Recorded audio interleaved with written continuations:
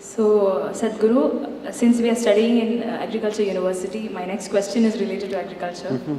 Agriculture was an industry which supported the GDP more than 30% in the medieval times, but now it has come down to 16 to 17%. But when you see the scenario, it is the only industry which employs more than two-thirds of the population. Isn't this contradiction creating a constraint in the economic development of the country? See, it's very progressive to call agriculture an industry. But human ability to do agriculture is the basis of our civilization. If we were hunters and gatherers, we would have never made this civilization grow. It is only because of our ability to pull food out of mud. Because of that, we built cities and towns and settled down, and many other arts and sciences, and everything grew. If we were running after an animal, wanting to spear it, we would have never developed a civilization as such. So agriculture is the basis of our civilization, we should not forget this. And it's a kind of a magic. When I say magic, if you don't understand what I'm saying, the soil that you walk upon is being turned into food, isn't it? Huh? It's not a small magic. If I don't understand what magic I'm talking about, tonight in your dinner, you eat the rest of the food. Instead of pickle, just have little bit of soil on the side and touch it with it and eat. You will see how terrible it is if we have to eat the soil. And that soil which we cannot eat, we make it into wonderful food, which nourishes us and makes this flesh and blood. This is not a small thing. Transforming mud into food is agriculture. This phenomenal process that human beings discovered by observing plant life and harnessed it, and as far as I know, tell me being in the college if I'm wrong, this is the only country, except probably some patches of South America, where there is over a 12,000-year history of agriculture. This is a land here, southern India in Tamil Nadu. We have plowed the same land for over 12,000 years. It's not a small thing. We have a deep relationship with… In America, they call soil as dirt. Here we say thaimannu, because we have a profound relationship with this soil. So, about two-thirds of the population being in agriculture, I must tell you, this happened around 200 years ago or 170, 180 years ago. India was a very industrialized country. 300 years ago, probably we were the most industrialized country on the planet. One of the major industries was textile. We were exporting 60% of the world's textile. We were exporting from this country. Between 1800 to 1860, the British saw that they say over 65 to 70% of the European money was coming to India just to buy clothing. The Arabs bought the Indian cloth and sold it 10 times over in Europe.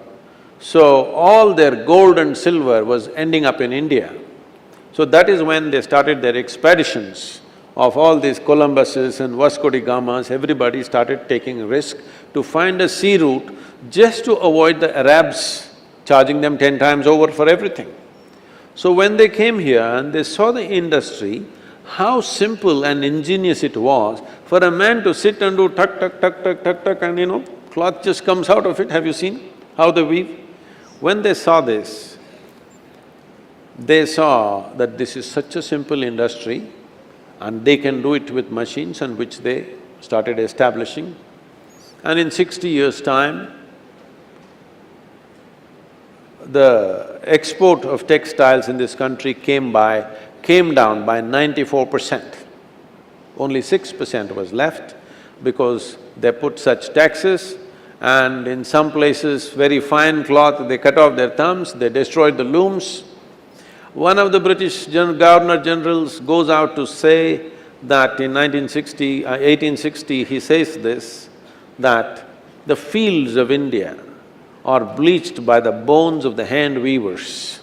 Millions of people died. It's estimated somewhere between 3 to 4 million people died of starvation because their industry was destroyed.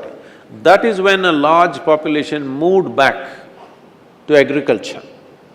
And agriculture became subsistence. To just make some food for yourself and your family, they started plowing the land. That is how over nearly 87% of India's population was in agriculture in 1947, I think, somewhere around that percentage. Today it has come down to 65. What this essentially means is, if 10 people have to eat, 6.5 to 7 people are cooking. Not an efficient way to use human resource. In fact, if you look at our nation, the only true resource we have is human resource. We don't have anything too much, we have people. If we can train, focus, inspire this population, we can be a tremendous miracle. If you fail to do that, we will be a big disaster. So, 65% being in agriculture is not a right thing to do. We have to move the population. But moving the population does not mean moving them geographically into cities, but moving them to other trades and crafts and skills has to happen. No determined effort and organized effort has happened. So, our main problem with agriculture has been, we started moving from subsistence farming to cash farming or commercial farming approximately 35–40 years ago. The journey started. Still it is happening, not fully done, because it was not done in an organized way. Because of this, one thing that you will see is rural populations are heavily undernourished. If you went into your village 35–40 years ago, everybody wore torn clothes, there was no drinking water, they drank from the same pond where the buffaloes drank, all kinds of problems, but men and women were strong.